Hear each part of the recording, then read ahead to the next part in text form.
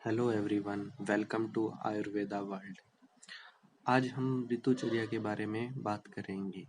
ऋतुचर्या most important topic है हमारे स्वास्थ्य बनाए रखने के लिए भी और अपने पीजी एंट्रांस के लिए भी। ऋतुचर्या दो वर्डों से मिलके बना हुआ है, ऋतु प्लस चर्या। ऋतु मतलब सीजन्स, जो पूरे साल में थ्रू आउट द ईयर जो सीजन्स रहते हैं, जैसे सर्दी, गर्मी, बारिश।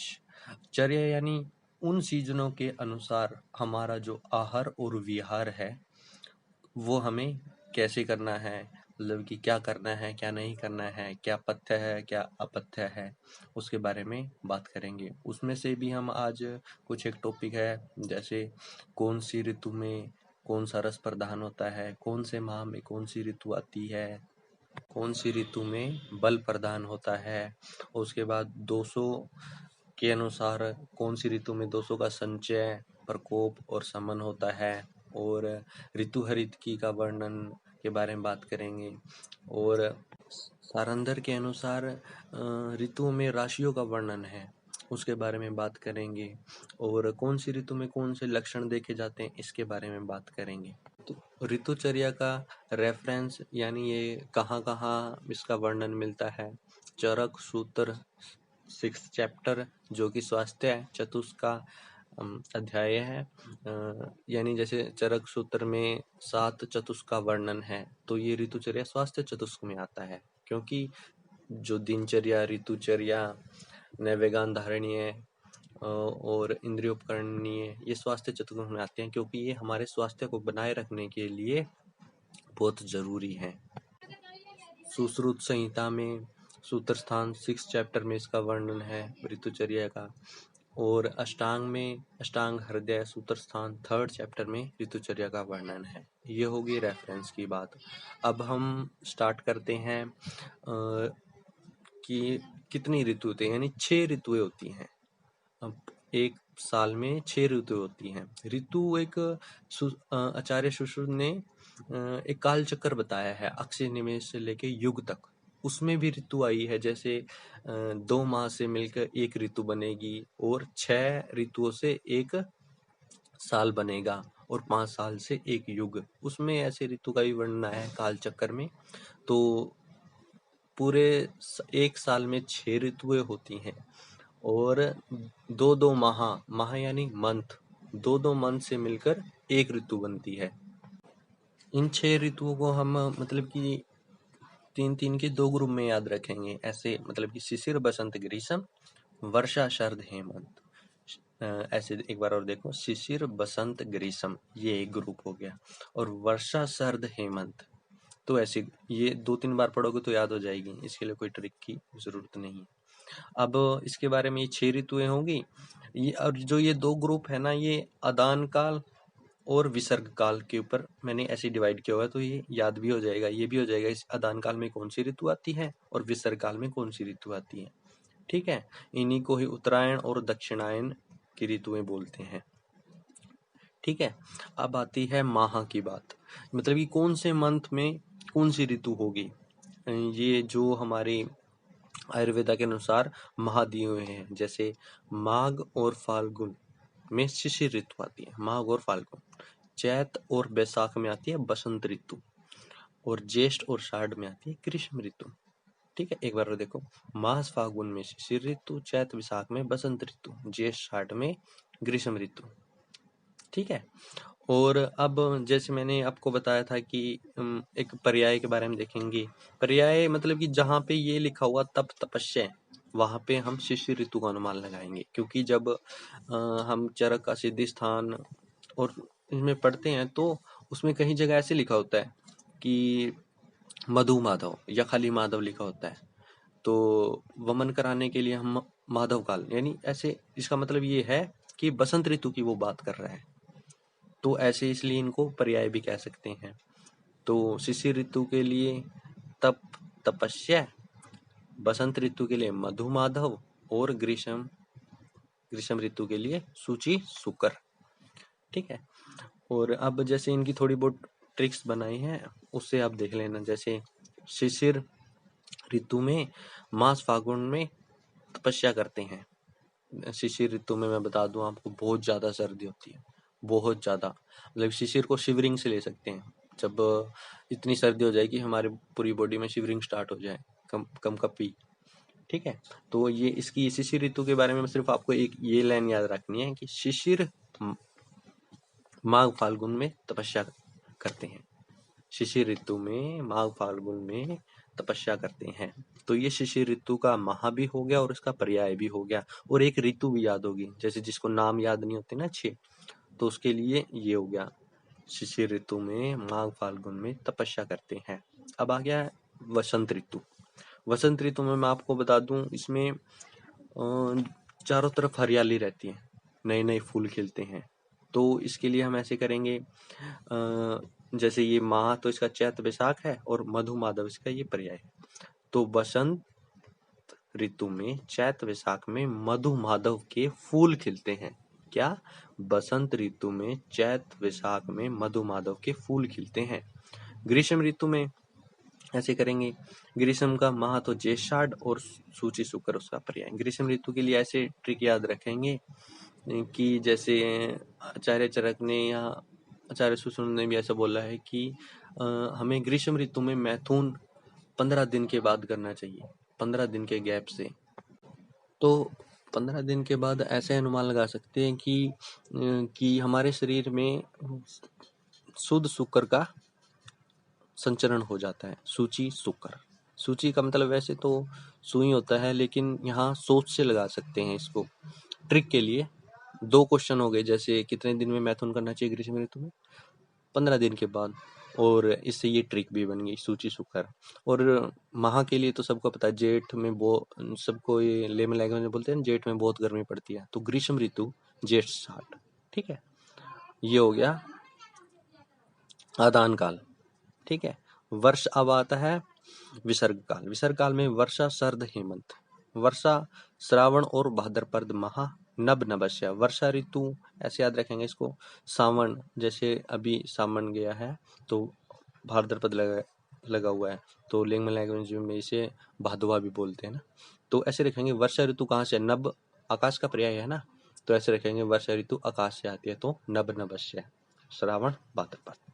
शरद ऋतु आश्विन कार्तिकी। शरद ऋतु में मतलब कि ऐसा होता है कि बस जस्ट गर्मी गई है और सर्दी स्टार्ट हुई है, तो इसमें ऐसे आश्विन कार्तिक, ये माह तो ऐसे याद रखेंगे, ये लिख लेंगे आश्विन और कार्तिक।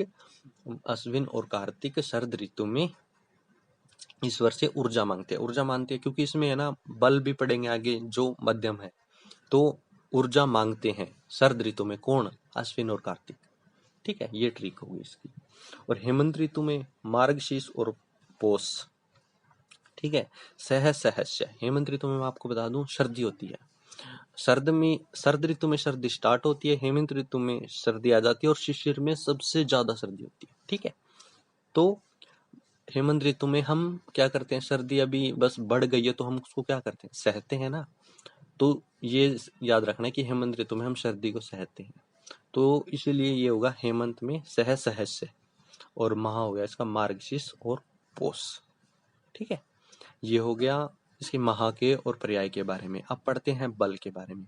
बल का एक सिंपल सी ट्रिक है, जैसे मैंने आपको क्रम बताया था, शिशिर बसंत ग्रीष्म वर्षा शरद हेमंत। अब ऊपर से स्टार्ट करेंगे, श्रेष्ठ मध्यम हीन, ये हो गया 3 ऋतुओं के बारे में। अब फिर नीचे से स्टार्ट करेंगे हेमंत से, श्रेष्ठ मध्यम हीन, ये बल के बारे में होगा। ये सिंपल सी ट्रिक है, ऊपर से आएंगे श्रेष्ठ मध्यम हीन, फिर नीचे से जाएंगे श्रेष्ठ मध्यम हीन। ठीक है, अब आती है रस की बात। रस कैसे याद रखेंगे इसका? जैसे अब ग्रीष्म ऋतु में जैसे देखो कटु रस है। ठीक है, कटु रस है, कटु रस को क्लॉकवाइज डायरेक्शन में ऐसे आप याद रखते हैं, मधुर अमल लवण कटु तिक्त कषाय। अब कटु तिक्त कषाय ये 3 का ग्रुप है, तो सबसे पहले कटु तिक्त कषाय का ग्रुप लेंगे, कटु और क्लॉकवाइज डायरेक्शन में घुमाएंगे तो शिशिर ऋतु में फर्स्ट में जाएगा, फिर उसको भी क्लॉकवाइज डायरेक्शन में घुमाएंगे तो कषाय दूसरे में, ऐसे रख देंगे इसको। ठीक है, कटु तिक्त कषाय, थर्ड से कटु, फर्स्ट पे तिक्त, फिर सेकंड ऋतु में आया कषाय। ऐसे ही क्लॉकवाइज डायरेक्शन में घुमाएंगे मधुर अमल लवण को। क्या? मधुर अमल लवण को। हेमंत में मधुर और अम्ल वर्षा ऋतु में, लवण शरद ऋतु में, ऐसे क्लॉकवाइज डायरेक्शन में घुमाने के बाद। ठीक है, अब ये हो गया इसके बारे में। अब हम बात करते हैं ऋतुओं के अनुसार दोषों की अवस्था। अवस्था यानी मतलब कि संचय, प्रकोप और प्रशमन। सबसे पहले ऋतु के बारे में तो पढ़ लिया हमने, कितनी कौन सी ऋतु में 6 ऋतुएं होती हैं। अब ये देखें कौन सी ऋतु में दोषों का संचय, प्रकोप और प्रशमन होगा।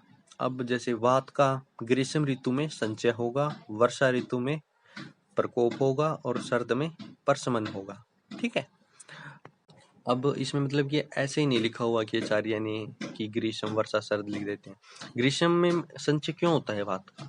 क्योंकि ग्रीष्म ऋतु में, आगे मैं आपको एक लक्षण बताऊंगा ग्रीष्म ऋतु का, कि शुष्क वल्क विजीर्ण शीर्ण पत्र, मतलब कि सूख जाते हैं सभी, यानी रुक्षता आ जाती है सभी द्रव्यों में, औषधियों में। ठीक है, और लघुता आ जाती है, जो कि वात का गुण है, जिनका हम सेवन करने से हमारी बॉडी में वात का संचय हो जाता है, फिर वो प्रकोप और प्रशमन अवस्था में जाता है। ऐसे ही वर्षा ऋतु में, वर्षा शरद हेमंत ये पित्त का है। तो वर्षा ऋतु में क्या होता है कि बारिश होती है ना, तो जो औषधि होती है उनमें क्लेदन उत्पन्न हो जाता है, और जो अपनी बॉडी में जाके विधा उत्पन्न कर देता है। विधा जो कि पित्त का गुण है। ठीक है, उसके कारण पित्त का संचय हो जाएगा। फिर वर्षा शरद हेमंत। ठीक है, ये तो वो लास्ट वाला मैंने अपने कहा था विसर्ग काल ही है, तो ये याद रखना कोई मुश्किल नहीं है। ठीक है, और अब कफ। कफ हेमंत ऋतु में, हेमंत वसंत ग्रीष्म। अब कफ का संचय क्यों होगा हेमंत ऋतु में? हेमंत ऋतु में गुरुता और स्नेह औषधियों में बढ़ जाता है, इसीलिए कफ का संचय, और उसके बाद प्रकोप और प्रशमन हो जाएगा ग्रीष्म ऋतु में, प्रशमन। ठीक है, अब दोषों के अनुसार, जैसे वर्षा में वात का प्रकोप हो रहा है, पित्त का प्रकोप शरद में हो रहा है, और कफ का प्रकोप बसंत ऋतु में हो रहा है। तो इन ऋतु में हम दोषों के अनुसार ही आहार विहार करेंगे। जैसे अगर वात का प्रकोप वर्षा ऋतु में हो रहा है, तो हम वात शामक पथ्य रहेगा हमारे लिए। जैसे वात शामक कौन कौन से हैं? वात शामक है जैसे मधुर, अमल, लवण, इन रसों का सेवन करेंगे। ठीक है, वर्षा ऋतु में, क्योंकि वात का प्रकोप हो रहा है, तो हमारे लिए पथ्य क्या होगा? वात शामक चीजें। ठीक है, और शरद ऋतु में पित्त का प्रकोप हो रहा है, तो हमारे लिए क्या आएगा?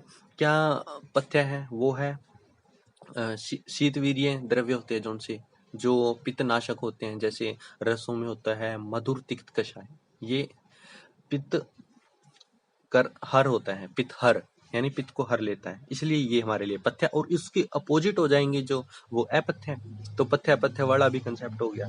अब कफ है, जैसे वसंत ऋतु में कफ प्रकोप हो रहा है, तो वसंत ऋतु में हम कफ हर मतलब कि कफ हर कौन कौन से होते हैं? कफर, कटु, तिक्त, कषाय, इन रसों का सेवन करेंगे, ये पथ्य होंगे। और इनके अपोजिट मधुर, अमल, लवण, ये अपथ्य होंगे। ये इसके अनुसार हो गया। ठीक है, ये दोषों की अवस्था, और इनके अनुसार ही हमने पथ्य और अपथ्य देख लिया। अब हम ऋतु हरित के बारे में बात करते हैं। ऋतु हरित की का वर्णन, सबसे पहले ये क्वेश्चन आता है कि किसने वर्णन किया है? ऋतु हरित का वर्णन आचार्य भाव प्रकाश ने किया है। ठीक है, एक ये क्वेश्चन हो जाता है।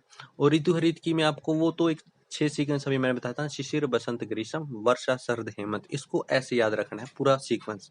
ये आगे बहुत सारी ट्रिक में काम आएगा। अब जैसे ऋतु हरित की ट्रिक बताता हूँ, इसमें सिर्फ एक लाइन ही याद रखनी है। प्यारी मधु ने गुड़ सैंधव से शर्करा शुंठी बनाई। क्या? प्यारी मधु ने गुड़ सैंधव से शर्करा शुंठी बनाई। जैसे शिशिर में फिर हम पीपली, प्यारी मधु से यानी पीपली, वसंत में मधु, ग्रीष्म में गुड़ सैंधव आया था ना, ग्रीष्म में गुड़ और वर्षा में सैंधव, शरद में शर्करा और हेमंत में शुंठी। प्यारी मधु ने गुड़ सैंधव से शर्करा शुंठी बनाई। ये इसकी ऋतु हरित की ट्रिक होगी, और ये ट्रिक एक दो बार देख लोगे आप तो भूलोगे नहीं आप कभी। ठीक है, अब आपकी स्क्रीन के ऊपर ये हर ऋतु की एक एक पिक आएगी, उससे हम पीछे वाला जो हमने अभी पढ़ा है वो रिवाइज भी करेंगे, और जो थोड़े बहुत जो इन ऋतु में इंपॉर्टेंट लक्षण है उसके बारे में मैं आपको बता दूंगा। ठीक है, अब आती है शिशिर ऋतु। जैसे अब देख रहे होंगे शिशिर ऋतु में सबसे पहले तो एक लाइन आई है, ये आया है कि निवात उष्णम त्वक अधिकम शरीरे ग्रहम आश्रियेत। मतलब कि मैंने आपको बताया था कि शिशिर शिवरिंग से लेना, तो हेमंत ऋतु से शिशिर ऋतु में जब जाते हैं तो सर्दी और बढ़ जाती है। तो इसका मतलब ये है कि और ज्यादा हमें उष्ण और निवास स्थान में रहना है, क्योंकि सर्दी बहुत ज्यादा है ना।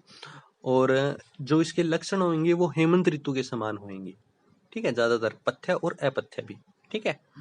और इसमें इतना है। और आगे हम जो आएंगे ना स्लाइड, उसमें है ना एक राशि वर्णन है। मैंने आपको बताया था कि शारंदर, आचार्य शारंदर ने राशियों का वर्णन है ऋतु अनुसार। उन्होंने शिशिर ऋतु मानी ही नहीं है, ठीक है। शिशिर के स्थान पे उन्होंने प्रावट ऋतु मानी है, ठीक है। वो मैं आपको बता दूंगा, अभी आगे राशि आएंगी उसमें। और शिशिर ऋतु में आपको इतना ही याद रखना है कि शिवरिंग यानी इससे लेना है, और हेमंत ऋतु के समान आहार विहार। बस ये हो जाए कि निवात और उष्ण अधिक स्थान में यूज करना है हमें, और घर में ही रहना है, ठीक है। अब शिशिर ऋतु का पिछला रिवाइज कैसे करते हैं, जैसे इसमें माह कौन सा था, माघ फागुन। पर्याय तप तपस्या यानी तपस्या करते हैं। बल श्रेष्ठ। और रस कौन सा था, तिक्त रस था। ऋतु हरितकी में कौन सा यूज किया था हमने इसके लिए, पिपली, ठीक है। अब नेक्स्ट ऋतु आती है वसंत ऋतु। वसंत ऋतु मतलब कि इसके लिए एक ये लक्षण आया है इसका, नव परवाल त्वक पत्रा। मैंने भी आपको बताया था कि वसंत ऋतु में फूल खिल जाते हैं, तो नए नए पौधे होते, इसमें यही लिख रखा है नव परवाल त्वक पत्रा। त्वक और पत्र नए आते हैं, ठीक है, यानी चारों तरफ हरियाली सी हो जाती है। और मैंने दोस्तों की संख्यावस्था में बताया था कि वसंत ऋतु में कफ का प्रकोप होता है। और जब हम पंचकर्मा भी करवाते हैं तो इसमें वमन करवाते हैं, क्योंकि वमन है ना कफ कफ दोष के लिए करवाया जाता है ना। तो प्रकोप अवस्था में ही हम पंचकर्म के प्रोसीजर करवाएंगे, जैसे विरेचन को कराएंगे सर्द में, क्योंकि पित्त का प्रकोप होता है। और वर्षा में हम बस्ती देंगे, क्योंकि तब वात का प्रकोप होता है, ठीक है। और अब वसंत ऋतु में ये हो गया कि वसंत ऋतु में कफ का प्रकोप था, तो हम आहार पथ्य और अपथ्य के बारे में बताया था कि 200 के अनुसार देंगे। कफ का प्रकोप है तो कफ हर पथ्य है और कफ कर अपथ्य है, ठीक है। इसलिए हम गुरु है, स्निग्ध है, ये अपथ्य है। तो वसंत ऋतु में हम ये नहीं करवाएंगे, ठीक है। पथ्य क्या होगा, जो कफ हर हो, जैसे व्यायाम हो गया, रुक्ष ड्रग होगी, उष्ण द्रव्य हो गया, ठीक है, ये पथ्य हो गए। वसंत के लिए पिछला रिवाइज, जैसे इसमें माह कौन सा होगा, चैत्र विशाखम। और पर्याय मधु माधव, यानी मधु माधव के फूल खिलते हैं, वो वाली लाइन। बल मध्यम और रस कषाय, ठीक है। ये वसंत ऋतु के बारे में हो गया। अब नेक्स्ट ऋतु आती है ग्रीष्म ऋतु। ग्रीष्म ऋतु सबसे पहले वो पिछला रिवाइज चलते हैं। ज्येष्ठ आषाढ़, मैंने बताया था जेठ की बहुत गर्मी पड़ती है। और शुद्ध शुक्र यानी सूची शुक्र, ये इसका पर्याय। बल हीन, बताया था ना, ऊपर से श्रेष्ठ मध्यम हीन, ये तीसरी ऋतु में हीन हो गया। और इसमें इससे वो रस वाली ट्रिक स्टार्ट होगी, कटु तिक्त कषाय, क्लॉकवाइज डायरेक्शन में, ठीक है। ये होगा ग्रीष्म ऋतु के बारे में। और ग्रीष्म ऋतु में एक वो लक्षण आया है इसका, विशीर्ण जीर्ण पर्णाश्चय शुष्क वल्कलो लता। मतलब कि इसमें यानी जो ड्रग्स शुष्क हो जाती हैं, उसका जो वल्कल वल्कल यानी जो उसकी बार्क होती है वो शुष्क हो जाती है ग्रीष्म ऋतु में, ये इसका लक्षण है। और मैंने बताया था कि द्रव्यों में रुक्षता आने की वजह से ही ग्रीष्म ऋतु में वात का संचय होता है, ठीक है। ये ग्रीष्म ऋतु के बारे में होगा। वो और एक वो राशि वाला नहीं बताया मैंने आपको वसंत ऋतु में, ठीक है। राशि आप ऐसे ऐसे याद रखोगे, जैसे मैं आपको एक लाइन बोलूंगा वसंत के लिए, पहले पिछली वाली ऋतु को बता देता हूँ। वसंत में कुंभ मनाओ, ठीक है। वसंत में कुंभ मनाओ यानी वसंत में कुंभ और मीन राशि। अब ये ग्रीष्म ऋतु है, ग्रीष्म में मेघ बरसे यानी मेष और वृष। ग्रीष्म में क्या बरसे, मेघ बरसे, तो मेष और वृष, ठीक है। ये वसंत की राशि होगी, ये आचार्य सारंदर ने बताई है, ठीक है। ये याद रखना जो मैंने आपको बताया है, ठीक है। अब जैसे प्रावट के लिए राशि है, तो प्रावट के लिए ऐसे प्रावट में मिथुन कड़के, तो प्रावट में मिथुन और कर्क राशि, प्रावट में मिथुन कड़के, ऐसा ये प्रावट के लिए हो गया, ठीक है। प्रावट के लिए इसमें स्लाइड नहीं दे रखी, क्योंकि ये इन्होंने सिर्फ अलग मानी है। वैसे 6 ऋतु 200 के अनुसार आचार्य सुश्रुत ने भी प्रावट ऋतु मानी है, लेकिन 6 ऋतु वे मेन ही है जो मैंने आपको शुरू में बताई, ठीक है। अब नेक्स्ट ऋतु आती है वर्षा ऋतु। पिछले वाले पर्याय में आ जाता है श्रावण भाद्रपद, और पर्याय नभ नभस्य यानी जैसे बारिश होती है तो आकाश से होते हैं, जैसे नभ आकाश का ही पर्याय है। बल हीन यानी बताया था नीचे से श्रेष्ठ, मध्यम, हीन, हीन में। और रस यानी अम्ल, अम्ल रस प्रधान होता है इसमें, ठीक है। और अब इसमें वो कैसे याद रखेंगे इसकी राशि, वर्षा सिंह की कन्या, ऐसे याद रखेंगे क्या, वर्षा सिंह की कन्या। ऐसे मैं पूरी लाइन बता देता हूँ, वर्षा सिंह की कन्या को, यानी सिंह और कन्या राशि वर्षा ऋतु में। शरद ऋतु में कौन सी राशि है? अब शरद ऋतु में राशि कौन सी, शरद में वृश्चिक से तोला, वर्षा सिंह की कन्या को शरद में वृश्चिक से तोला, शरद और वृश्चिक राशि। अब शरद का पिछला वो याद कर लेते हैं, रिवीजन कर लेते हैं।